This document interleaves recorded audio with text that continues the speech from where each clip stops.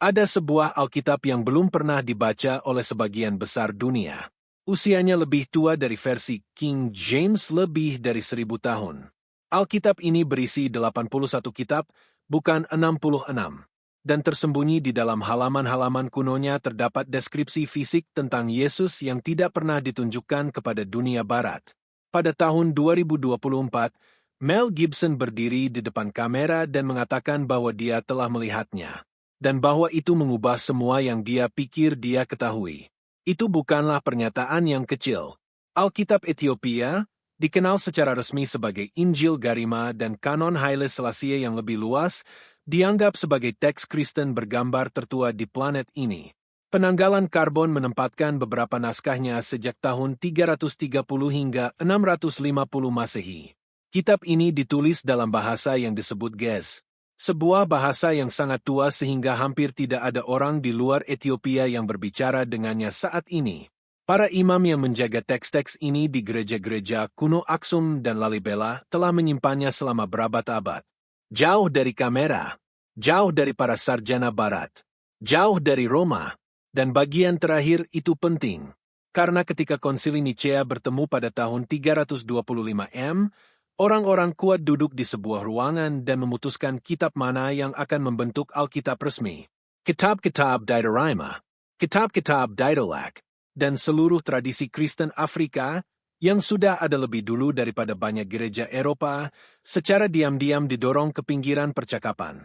Ethiopia tidak pernah sepenuhnya menerima keputusan itu. Mereka menyimpan kitab-kitab mereka sendiri, doa-doa mereka sendiri, deskripsi mereka sendiri tentang siapa Yesus itu, secara fisik, secara spiritual, secara historis. Jadi ketika seorang pembuat film seperti Mel Gibson, seorang pria yang sudah mengguncang dunia dengan The Passion of the Christ, mulai berbicara secara terbuka tentang apa yang diungkapkan oleh teks-teks Ethiopia, orang-orang mendengarkan. Dan beberapa orang menjadi sangat tidak nyaman. Pertanyaannya sederhana. Jika deskripsi di halaman-halaman kuno itu berbeda dari apa yang telah ditunjukkan kepada kita selama berabad-abad, apa artinya itu? Bagi sejarah, bagi agama, bagi gambar yang telah membentuk keyakinan lebih dari 2 miliar orang. Pertanyaan itu tidak memiliki jawaban yang nyaman. Selama berabad-abad, satu gambar telah mendominasi dunia Kristen.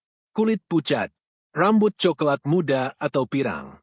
Mata biru atau hijau, tinggi, kurus, tenang, gambar itu ada di mana-mana, di gereja-gereja di seluruh Eropa dan Amerika, dalam film-film Hollywood, di dinding rumah sakit dan rumah-rumah. Begitu akrab sehingga kebanyakan orang tidak pernah berhenti untuk mempertanyakannya. Tapi dari mana sebenarnya gambar itu berasal? Sejarawan seni akan memberitahu Anda bahwa potret Yesus yang paling berpengaruh dilukis selama periode Bizantium dan Renaissance. Antara kira-kira tahun 400 dan 1600 Masehi. Seniman yang melukisnya adalah orang Eropa. Mereka tinggal di Italia, Yunani, dan Konstantinopel. Dan seperti kebanyakan manusia sepanjang sejarah, mereka melukis apa yang akrab bagi mereka. Mereka melukis Yesus menurut gambar mereka sendiri. Itu bukan konspirasi. Itu hanya sifat manusia. Tetapi Alkitab Ethiopia menceritakan kisah yang berbeda. Teks-teks Ge'ez dan ilustrasi kuno yang ditemukan dalam naskah-naskah seperti Injil Garima menggambarkan Yesus yang berakar kuat di timur dekat kuno dan Afrika Timur Laut.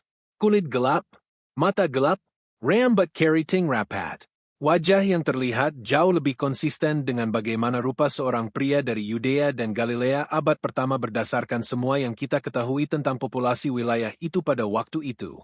Ini bukan hanya interpretasi artistik.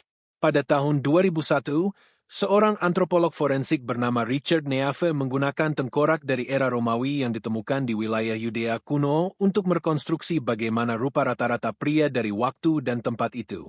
Temuannya dipublikasikan dan diliput secara luas. Wajah yang muncul tidak mirip dengan lukisan yang tergantung di sebagian besar gereja barat. Tradisi Ethiopia telah mengatakan hal yang sama selama lebih dari 1000 tahun. Secara diam-diam, terus-menerus, di dalam gereja-gereja batu kuno yang dipahat langsung ke batu gunung. Dan inilah tepatnya yang menarik perhatian Mel Gibson. Bukan hanya gambarnya, Tetapi gagasan bahwa seluruh cabang kekristenan kuno telah melestarikan sesuatu yang secara bertahap dan diam-diam digantikan oleh gereja barat. Gambar yang kita warisi mungkin bukan gambar yang ada pada awalnya. Jika cerita ini sudah membuat Anda berpikir berbeda, pastikan Anda berlangganan. Karena apa yang terjadi selanjutnya jauh lebih dalam dari sekadar lukisan. Mel Gibson bukanlah pria yang mudah diabaikan. Dan dia bukanlah pria yang mudah ditepis.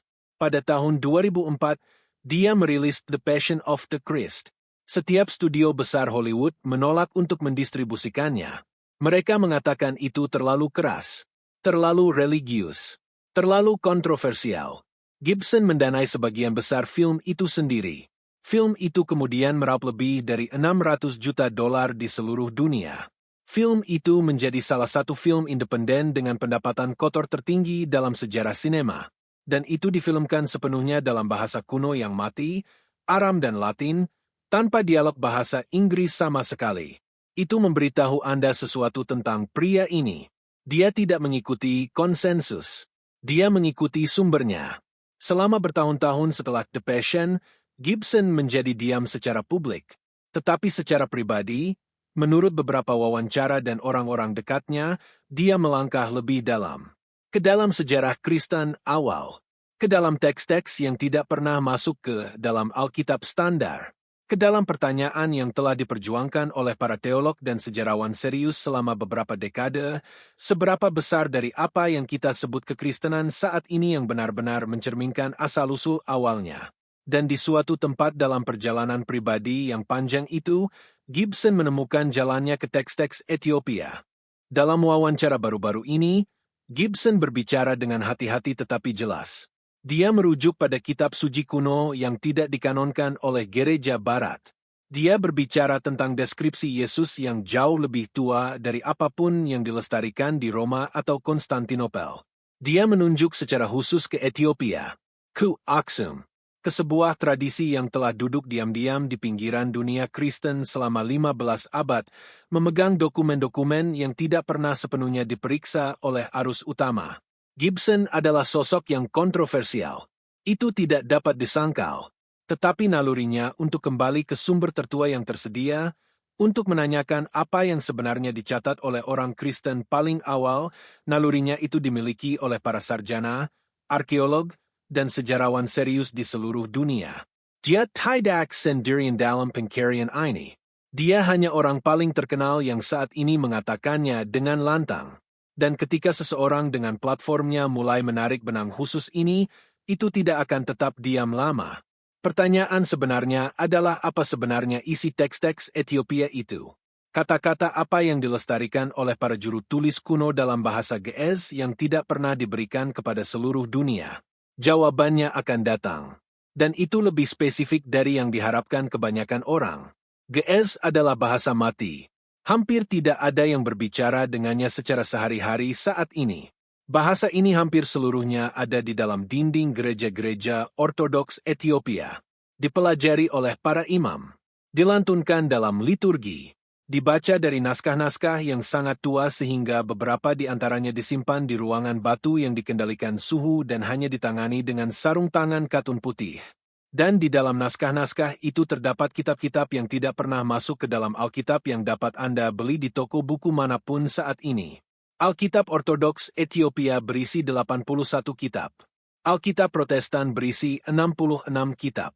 Alkitab Katolik berisi 73 kitab.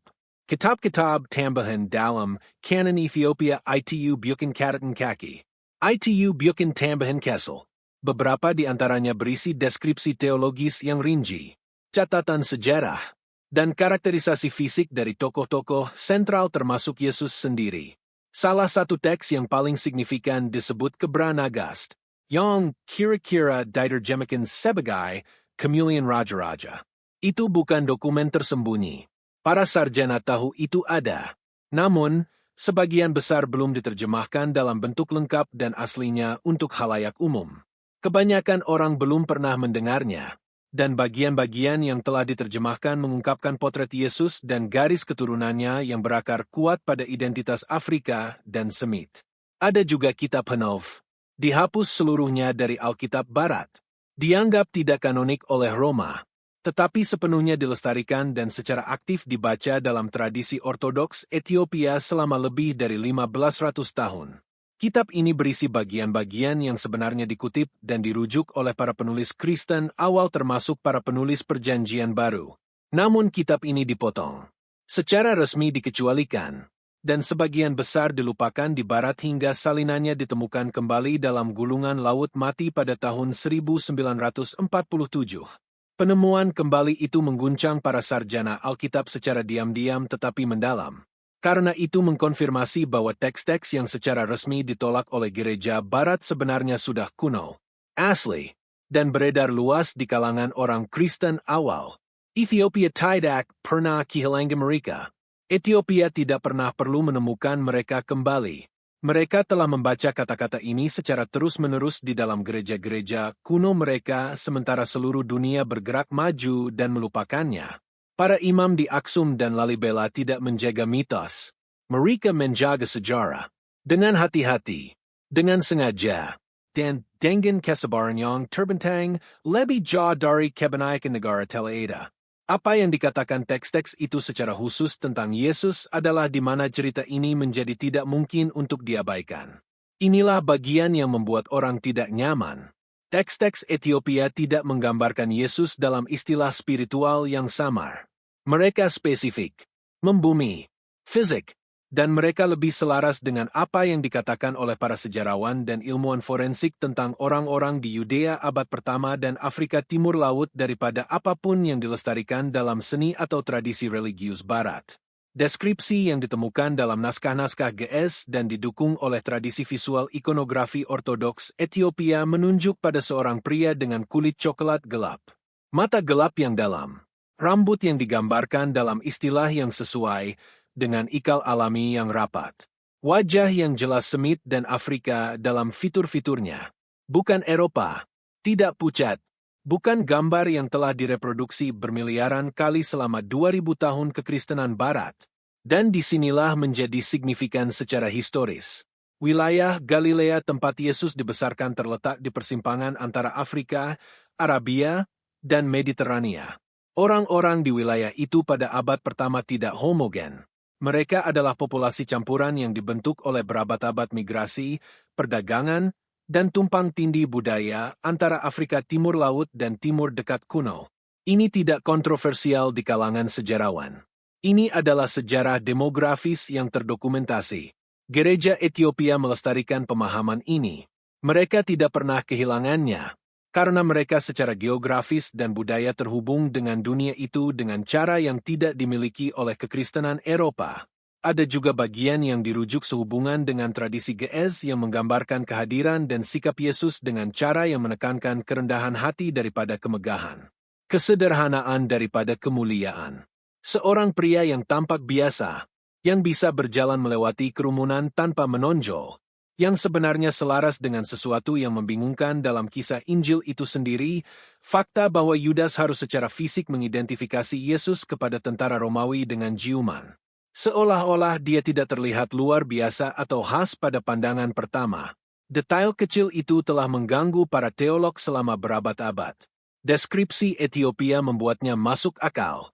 Ketika Gibson merujuk pada teks-teks ini, dia tidak berbicara dengan longgar. Dia menunjuk pada kumpulan bukti kuno yang telah diperiksa oleh para sarjana serius dan yang memiliki bobot sejarah yang nyata.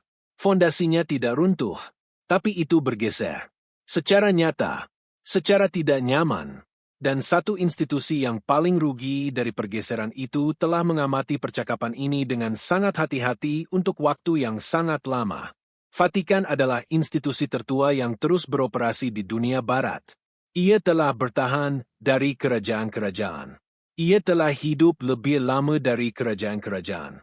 Ia menyimpan di dalam arsip rahasianya, yang sekarang berganti nama menjadi Arsip Apostolik Vatikan, perkiraan 53 mil rak yang berisi dokumen-dokumen yang mencakup 12 abad. Sebagian besar belum pernah dikatalogkan sepenuhnya untuk akses publik. Itu bukan teori konspirasi. Itu adalah fakta arsitektur yang terdokumentasi. Dan hubungan Vatikan dengan Gereja Ortodoks Ethiopia telah rumit. Secara sopan dinyatakan, Selama berabad-abad Roma berusaha membawa gereja Ethiopia di bawah otoritasnya. Ia mengirim misionaris. Ia memberikan tekanan diplomatik. Ia menawarkan aliansi. Ethiopia menolak. Sekera diam-diam tetapi sebenarnya. Gereja Ortodoks Ethiopia mempertahankan kemerdekaannya. Pausnya sendiri disebut patriark. Kanonnya sendiri. Liturginya sendiri dalam bahasa Ge'ez. Pemahamannya sendiri tentang siapa Yesus itu dan seperti apa rupanya. Roma tidak pernah sepenuhnya menerima kemerdekaan itu dengan anggun. Pada tahun 1441, delegasi Ethiopia menghadiri Konsili Florence. Sebuah pertemuan yang dimaksudkan sebagian untuk menyatukan tradisi Kristen di bawah otoritas Romawi. Orang-orang Ethiopia berpartisipasi. Tetapi mereka tidak tunduk. Mereka pulang ke rumah dengan 81 kitab mereka utuh. Tradisi mereka tidak berubah. Deskripsi mereka tidak berubah. Perlawanan diam-diam itu telah berlanjut selama 600 tahun sejak saat itu. Yang signifikan saat ini bukanlah bahwa Vatikan secara aktif menekan teks-teks Ethiopia. Situasinya lebih halus dari itu. Itu adalah keheningan. Kurangnya keterlibatan yang konsisten. Tidak adanya upaya serius yang disponsori Vatikan untuk menerjemahkan, memeriksa, atau mendiskusikan secara publik apa yang terkandung dalam kanon Ethiopia dalam bentuk lengkapnya. Ketika sebuah institusi sekuat dan sekuat sumber daya intelektual seperti Vatikan secara konsisten tidak terlibat dengan sesuatu, ketiadaan itu sendiri menjadi titik data yang layak untuk diperiksa. Mel Gibson memahami ini. Para sarjana memahami ini. Dan perlahan, ketika percakapan ini berpindah dari jurnal akademik ke saluran YouTube ke wawancara arus utama, dunia yang lebih luas mulai memahaminya juga. Kita hidup di saat di mana teks-teks kuno menjadi dapat diakses, di mana terjemahan menyebar, di mana monopoli atas narasi sejarah religius perlahan-lahan runtuh, dan apa yang menggantikannya sangat berarti bagi 2 miliar orang Kristen, bagi kisah manusia yang lebih luas. Bagi cara kita memahami dari mana kita berasal dan siapa yang telah disuruh kita bayangkan ketika kita menutup mata dan berdoa. Alkitab Ethiopia tidak pernah hilang. Itu hanya tidak pernah diberikan kepada kita. Dan sekarang setelah orang-orang akhirnya meraihnya sendiri, percakapan yang telah dihindari dunia selama 15 abad baru saja dimulai. Satu pertanyaan tetap berdiri setelah semua ini. Jika tradisi Kristen tertua di bumi melestarikan deskripsi tentang Yesus yang sangat berbeda dari gambar yang diberikan kepada seluruh dunia, apalagi yang diam-diam diubah? Dan oleh siapa? Dan mengapa? Itu bukan pertanyaan dengan jawaban yang nyaman. Tapi itu adalah pertanyaan yang pantas ditanyakan oleh setiap orang yang berpikir. Jika film dokumenter ini membuka sesuatu dalam pikiran Anda hari ini, bagikan dengan seseorang yang siap untuk berpikir berbeda. Berlangganan untuk investigasi lebih lanjut yang pergi ke tempat yang tidak akan dituju oleh sebagian besar saluran. Kebenaran tertulis sering kali adalah kebenaran yang terkubur paling dalam. Tapi mereka tidak tetap terkubur selamanya.